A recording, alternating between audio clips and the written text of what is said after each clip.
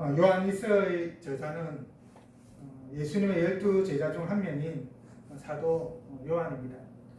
요한 1서 외에 요한복음과 요한 2, 3서 그리고 요한계시록까지 사도 요한의 제작이죠.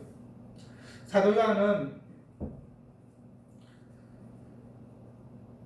요한 1서를 주전 90년경에 기록을 하였습니다.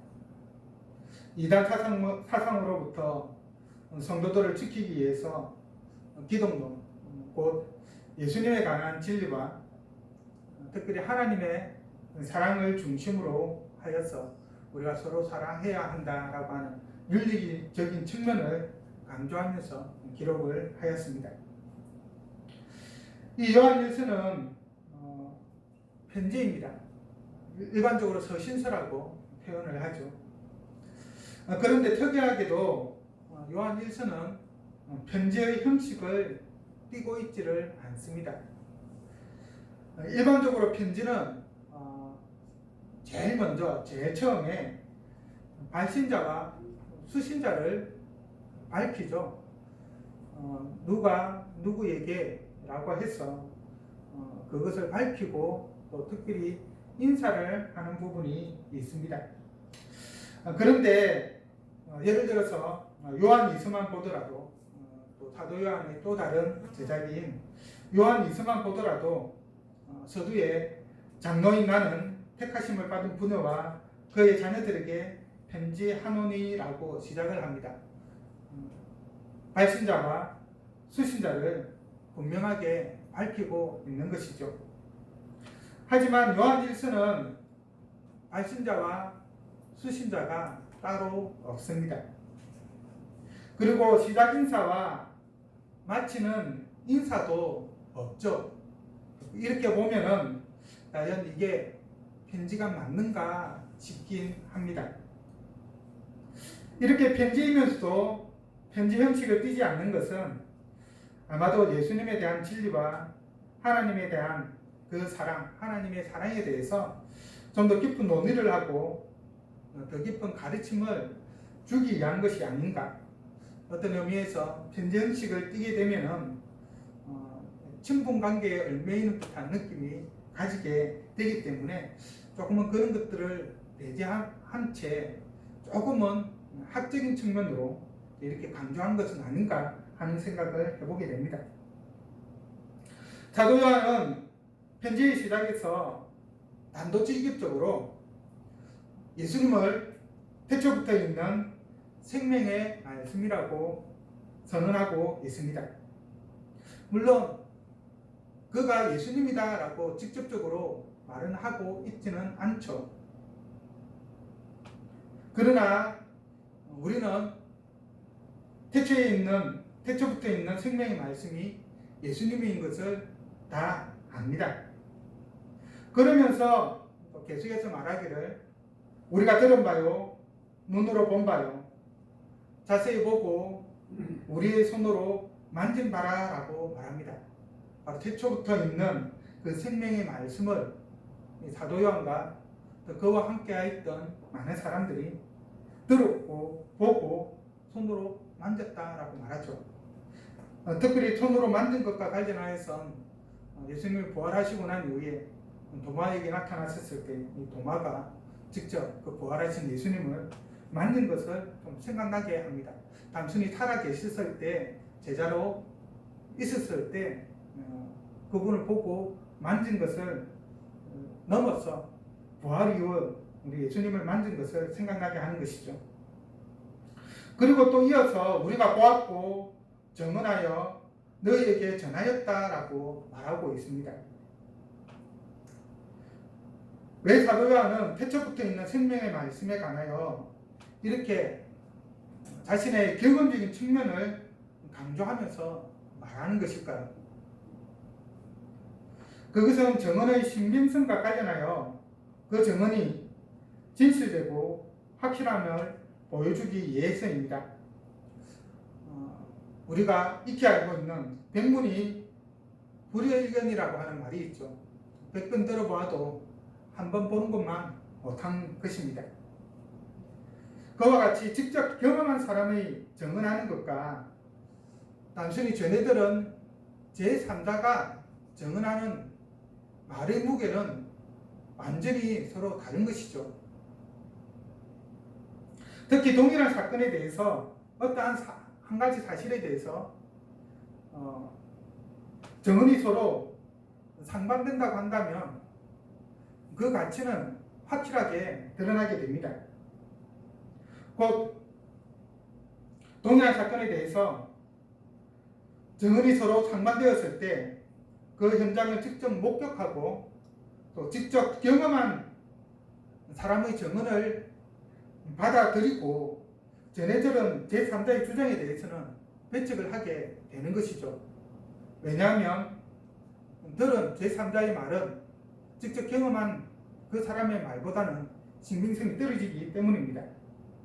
그래서 사도 요한은 자신의 경험적인 측면을 강조하기 위해서 의도적으로 들었고 보았고 만졌고 라고 하는 매우 감각적인 경험적인 그런 말들을 많이 하고 있는 것입니다. 적어도 태초에 있는 생명의 말씀에 관하여 말하고 있는 전하였던 그 부분에 있어서는 확실하다. 경험적으로 확실한 것이다.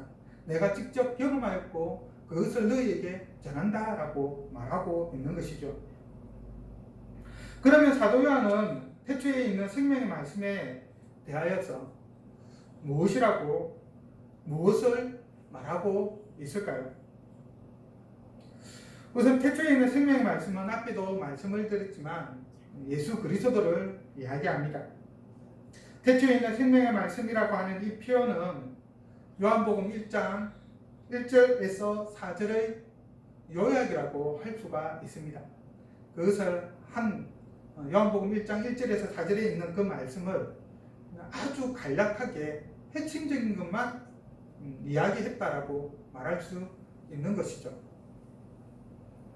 요한복음 1장 1절에서 4절 말씀은 다음과 같습니다. 태초에 말씀이 계시니라. 이 말씀이 하나님과 함께 계셨으니 이 말씀은 곧 하나님이시라. 그가 태초에 하나님과 함께 계셨고 만물이 그로 말미암아 지은 바 되었으니 지은 것이 하나도 그가 없이는 된 것이 없느니라. 그 안에 생명이 있었으니 이 생명은 사람들의 빛이라. 여기서 보다시피 요한복음 1장 1절에서 4절에 나오는 핵심적인 단어, 곧 태초에 생명의 말씀에 라고 하는 말이 요한일서 1장 소두에 그대로 사용이 되고 있죠. 태초에 있는 생명의 말씀이다 라고 하는 이 한 구절에 요한복음 1장 1절에서 4절의 모든 말씀은 축약시키고 있는 것입니다. 그래서 태초에 있는 생명의 말씀은 예수님이 어떠한 분인지를 매우 간략하게 요약해주고 있는 말이라고 할 수 있습니다. 이 표현에 따르면 첫째, 예수님은 태초부터 계신 분이십니다. 태초부터라고 하는 이 말은 창세기 1장 1절의 말씀을 생각나게 하죠. 태초에 하나님이 천지를 창조하시니라 라고 하는 말씀 가운데 태초에 라고 하는 말씀을 생각나게 합니다. 이는 단순히 세상의 시작, 곧 창조의 시작만을 이야기하는 그런 시간 개념이 아닙니다. 창조 이전, 곧 시간 이전의 때를 가리키는 용어이기도 하죠. 태초에라고 하니까 어떤 시간의 시작점을 말하는 것으로 착각할 수가 있는데 그것이 아니라는 것입니다. 적어도 하나님께 태초에, 예수님께 태초에라고 하는 이 말을 사용할 때에는 시간을 초월한 개념이 그 안에 들어가 있는 것이죠. 즉 영원의 개념이 그 안에 들어가 있는 것입니다. 시간이 시작되기 훨씬 이전부터, 영원전부터 있었다라고 하는 그 개념이 들어가 있는 것이죠. 예수님이 영원한 존재다라고 하는 의미입니다. 그런데 영원한 존재는 하나님밖에 없죠. 결국은 태초부터 있는이라고 하는 이 말은 예수님이 하나님이시다. 결국은 하나님의 신성에 대해서 말해주는 것이기도 합니다. 그래서 사도 요한은 예수님에 대해 아버지와 함께 계시다가 라고 하는 표현을 사용하고 있는 것이죠. 어느 누구도 하나님과 함께 있는 존재는 없습니다. 영원부터 하나님과 함께 계셨던 분은 하나님일 수밖에 없는 것이죠. 예수님은 하나님 아버지와 함께 계신 분으로서 영원한 존재, 곧 하나님이십니다. 하나님 아버지가 영원하신 것처럼 예수님도 영원한 분이신 것이죠. 두 번째로 예수님은 생명이십니다. 예수님이 생명이라고 하는 것은 두 가지 의미를 가지고 있습니다. 하나는 예수님이 생명 그 자체라는 것입니다. 그리고 다른 하나는 예수님이 생명을 주시는 분이라고 하는 뜻입니다. 그런데 이것은 다른 개념이 아닙니다. 예수님이 생명 그 자체이고 생명을 주시는 분이다라고 하는 것이 일종에 보면 동전의 양면 같은 것이죠. 왜냐하면 생명 그 자체이신 예수님만이 생명을 또한 누군가에게 줄 수 있기 때문입니다. 예수님은 태초부터 계신 하나님으로서 세상의 모든 생명을 창조하신 분이죠. 생명 그 자체로서 세상에 생명을 주신 분이십니다. 하지만 그 생명은 아담이 하나님의 명령을 불순종함으로 말미암아 사라지고 말았죠. 죽음으로 바뀌고 말았습니다. 그리고 다시 우리에게 생명을 주시기 위해서 예수님이 이 땅에 오셨습니다. 그리고 십자가에 죽으심으로 그의 생명을 우리에게 주셨죠. 이것을 사도 요한은 이 생명이 나타내신 바 된지라라고 하였고, 또 그가 가지고 있는 그 생명을 예수님 그 자체를 영원한 생명이라고 말하고 있습니다. 예수님은 영원한 생명으로서 죽음에 사로잡힌 세상에 생명을 주시기 위해 성령으로 잉태되어 사람의 모습으로 이 땅에 친히 오셨고, 그리고 십자가에 죽으심으로 죽음의 권세를 이기셨고 그의 영원한 생명을 그를 믿는 모든 자에게 주셨습니다. 요한복음 17장 3절은 이 영생에 대해서, 이 생명에 대해서 이렇게 말하죠. 영생은 곧 유일하신 참 하나님과 그의 보내신 자 예수 그리스도를 아는 것이니이다. 우리가 안에 영생이 있다, 생명이 있다, 예수님께서 우리에게 생명을 나누어 주셨다라고 하는 또 다른 의미는 우리가 예수 그리스도를 알고 하나님을 안다는 말이기도 하는 것입니다. 곧 우리가 영원한 생명이신 예수님의 영원한 생명을 받기 위해서는 하나님과 예수 그리스도를 아는 지식이 있어야 한다는 것이죠. 하나님을 아는 지식, 예수 그리스도를 아는 지식, 바로 그것이 우리에게 생명을 주는 것입니다. 그래서 예수 그리스도를 제대로 알지 못한다면, 하나님을 제대로 알지 못한다고 한다면 그 안에 생명이 있다라고 감히 말할 수 없는 것입니다. 세 번째, 예수님은 말씀이십니다. 예수님은 하나님의 말씀 그 자체로서 하나님의 온전하신 뜻을 우리에게 말씀해 주시는 분이시죠. 우리는 예수님을 통해서 하나님의 온전하신 계시를 듣습니다. 하나님의 계획이 무엇인지, 하나님의 뜻이 무엇인지, 하나님이 우리에게 말씀하시는 것이 무엇인지를 알게 되는 것입니다. 특별히 구원하시는 하나님의 말씀을 친히 듣게 되는 것이죠. 오늘날 정당에서 대변인을 두고 정당의 입장을 공식적으로 알려주죠.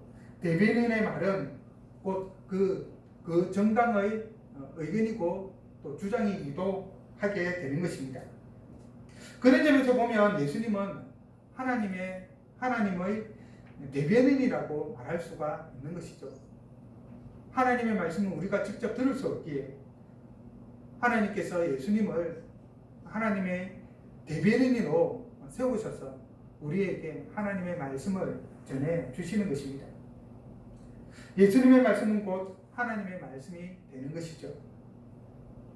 그리고 그 말씀은 우리에게 생명을 주는 말씀입니다.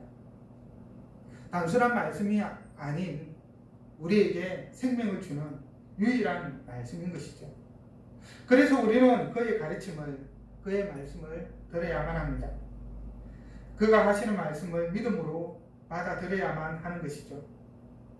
오직 예수 그리스도의 말씀, 곧 그의 교훈과 가르침만을 진리로 믿고 따라야지만이 그 안에 생명이 있게 되는 것입니다. 그리고 네 번째로 이 모든 것을 통하여서 사도 요한이 이 요한 1서를 읽는 사람들에게 말하고 싶은, 이 편지를 쓴 독자들에게 말하고 싶은 바가 있었습니다. 바로 그것은 예수님이 하나님으로서 사람의 몸을 입고 이 땅에 오신 분이라는 것이죠. 예수님은 하나님이십니다. 우리가 앞에서 살펴보았던 것처럼 태초에 있는 생명의 말씀이라고 하는 이 문구 자체가 예수님을 하나님으로서 증언하고 있죠. 그리고 또한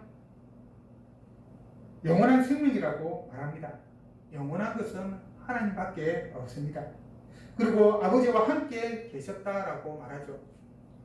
아버지와 영원전부터 함께 계신 분은 하나님 외에는 없는 것입니다. 하나님의 아들로서 아버지 되신 하나님과 영원전부터 함께 하신 것입니다. 바로 이것이 예수님이 하나님이심을 사도 요한이 말하고 있는 것이죠. 예수님은 근본 하나님의 본체이시고 하나님의 모든 영광을 소유하고 계신 참 하나님이십니다. 그런데 하나님이신 예수님이 사람의 몸을 입고 이 땅에 오셨습니다. 하나님이 사람이 되신 것이죠. 사도 요한은 그것을 이 생명이 나타내신 바 된지라라고 말합니다. 하나님의 구원 계획에 따라서 예수님이, 하나님의 아들이 친히 이 땅에 내려오신 것입니다. 그리고 사도 요한은 이에 대해서 들었고 보았고 손으로 만져 보았다라고 말하고 있습니다. 소위 가엔셀에서 이야기하는 예수님은 사람이 아니다, 그냥 눈에 보이는 그런 영체일 뿐이다, 그것이 아니라는 것이죠. 하나님은 영이시기 때문에 우리가 하나님의 음성을 들을 수도, 하나님의 모습을 볼 수도, 하나님을 만질 수도 없습니다. 하나님은 볼 수도 들을 수도 만질 수도 없는 불가시적인 존재이죠. 우리가 감각적으로 경험할 수 없는 분이십니다. 우리가 경험할 수 없기 때문에 하나님이 없다라고 그렇게 말하는 사람들도 많이 있습니다. 그리고 이 때문에 하나님을 믿는 것이 참으로 힘들죠. 왜냐하면 우리는 감각에 너무나도 많이 의존하여 있기 때문에 경험할 수 없는 것에 대해서는 잘 믿지를 못합니다. 그런데 그 하나님이 볼 수 있는 존재, 들을 수 있는 존재, 만질 수 있는 존재로 이 땅에 나타내신 바가 된 것입니다. 바로 성령으로 잉태되어 동정녀의 몸에서 예수 그리스도께서 하나님의 아들이신 그 예수님이 이 땅에 친히 오신 것입니다. 사도 요한이 요한복음 1장 18절에서 본래 하나님을 본 사람이 없으되 하나님 품속에 있는 독생하신 하나님이 나타내셨느니라 라고 말하고 있는 것처럼 예수 그리스도를 통해서 우리는 하나님을 볼 수 있게 된 것이죠. 그리고 사도 요한은 그 경험을 바탕으로 바로 내가 보고 들었고 만져보았다 라고 말하고 있는 것입니다. 예수 그리스도를 통해서 하나님의 말씀을 우리는 직접 듣고 하나님을 보게 됩니다. 예수님은 본래 하나님이시지만 우리의 구원을 위해서 사람이 되신 하나님이시자 사람이신 분이십니다. 그런데 이 사실을 당시에는 믿지 못하고 예수님에 대해서 잘못된 것을 가르치는 자들이 있었습니다. 사도 요한이 예수님에 대해서 특별히 하나님의 신성에 대해서 그리고 그 하나님이 친히 이 땅에 오셨음을 강조하는 것은 이 때문입니다. 당시 교회에 초대교회 내에 유행하고 있었던 그 이단의 가르침은 그리고 거기에 빠져있는 자들을 돌이키기 위해서 이렇게 말하고 있는 것이죠.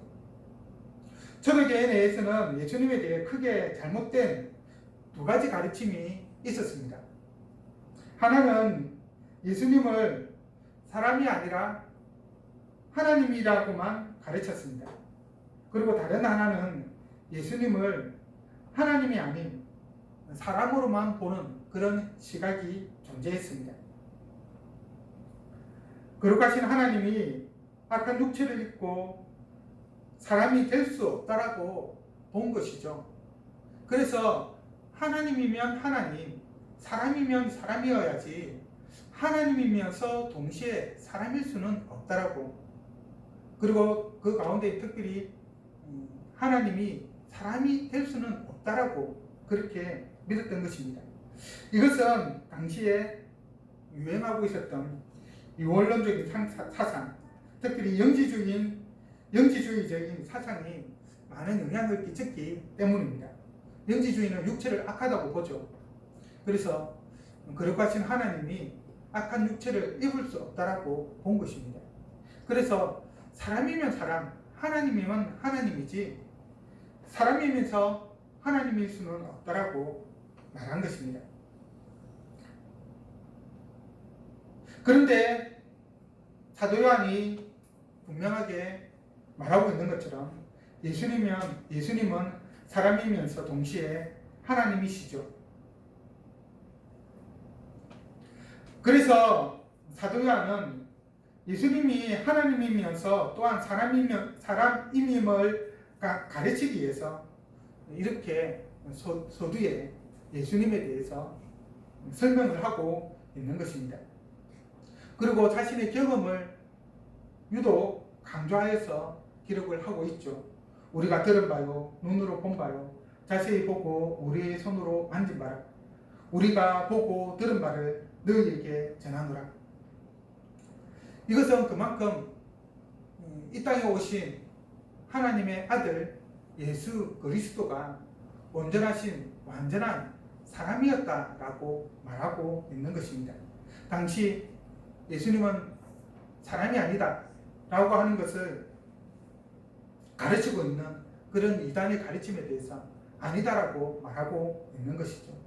그리고 더불어서 태초부터 있는 하나님의 말씀, 영원한 생명, 아버지와 함께 계셨다라고 하는 그러한 표현들을 통하여서 예수님의 하나님 되심을 부정하는 자들을 향하여서 예수님은 하나님이시다라고 하는 것을 전하고 있는 것입니다. 그래서 우리는 보지도 듣지도 못한 자의 거짓 가르침이 아니라 보고 듣고 만진 이 사도 요한의 그 가르침을 따라야 할 것입니다. 동시에 이단적 가르침을 통하여서 주어지는 한 가지 병폐가 있죠. 우리의 신앙생활을 병들게 할 뿐만 아니라 우리의 삶을 또 병들게 하는 경우가 있습니다. 바로 그 가운데에서 돌이키도록 하기 위해서 사도 요한은 예수님이 어떠한 분인지를 하나님이면서 사람이심을 강조하고 있는 것입니다. 사도 요한이 예수님에 대해서 또한 이 예수님이 하나님이시면서 동시에 사람이심을 전한 것에는 두 가지 목적이 있습니다. 하나는 너희로 우리와 사귐이 있게 하기 위해서입니다.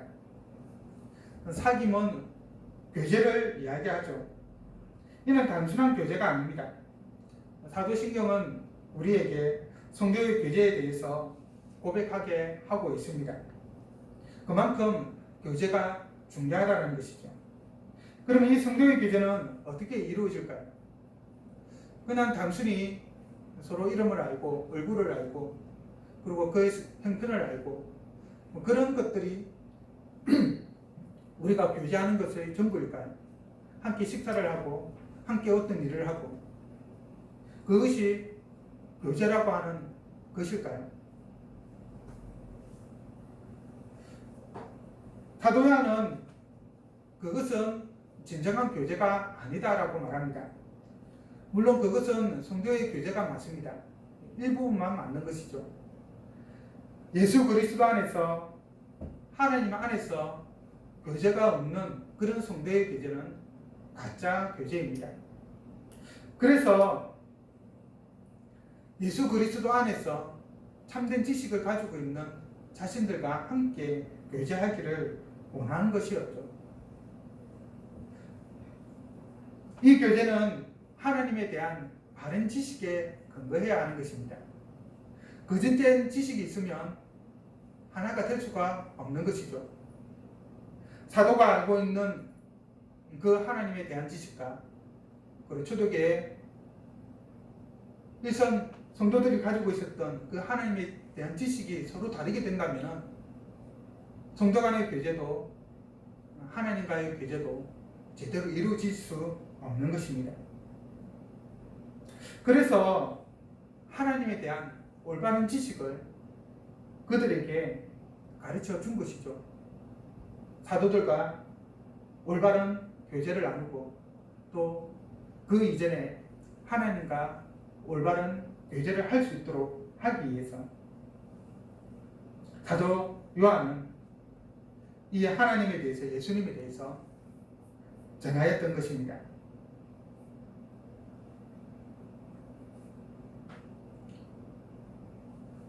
그래서 사도 요한은 우리의 사귐은 아버지와 그의 아들 예수 그리스도와 더불어 누림이라 라고 말합니다. 사도 안에 있는 그 사귐은 사도와 성도들의 그 사귐은 철저하게 우리가 하나님과 예수 그리스도와의 그 사귐 가운데 근거를 하고 있는 것입니다. 그것을 떠나게 되면 그 사귐이라고 하는 것은 그 교제라고 하는 것은 의미가 없는 것이죠. 하나님에 대한 참된 지식, 예수 그리스도에 대한 참된 지식이 있어야지만 이 사귐이 가능합니다.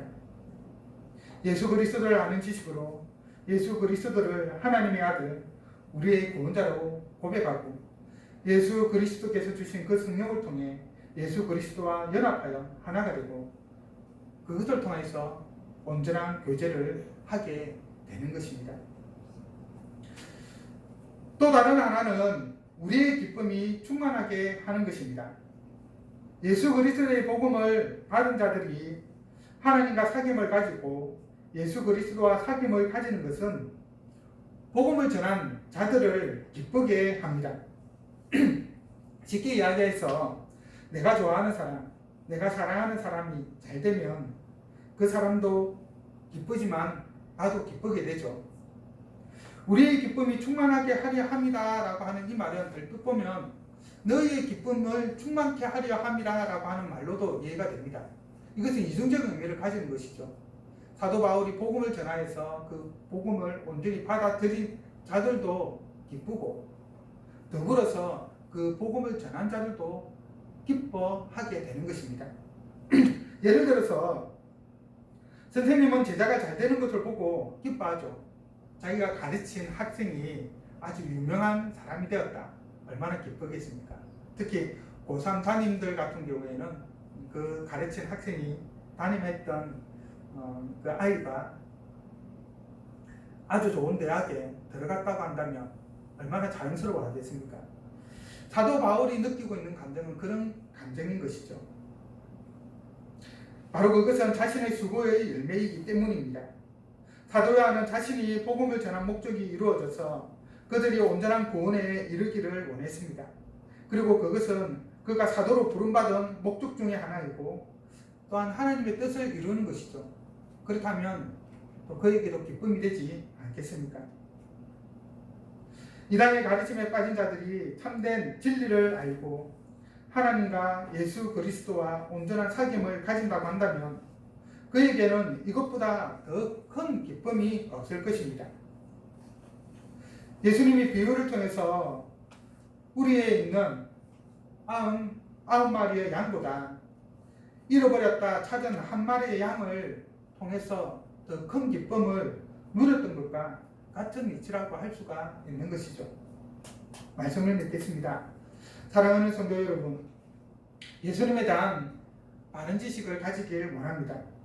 예수님은 태초부터 있는 생명의 말씀이십니다. 하나님이시자 사람이십니다.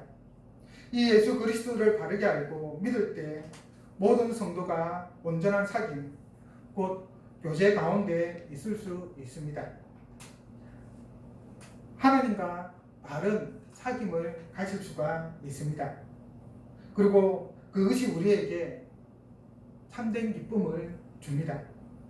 이 사실을 기억하고 예수 그리스도를 태초부터 계신 생명의 말씀으로 고백하며 이를 통해 하나님과 온전한 교제를 나누고 성도의 온전한 교제를 나누는, 그리고 그것을 통하여서 우리 하나님 주시는 큰 기쁨을 누리는 우리 모두가 되기를 간절히 바랍니다.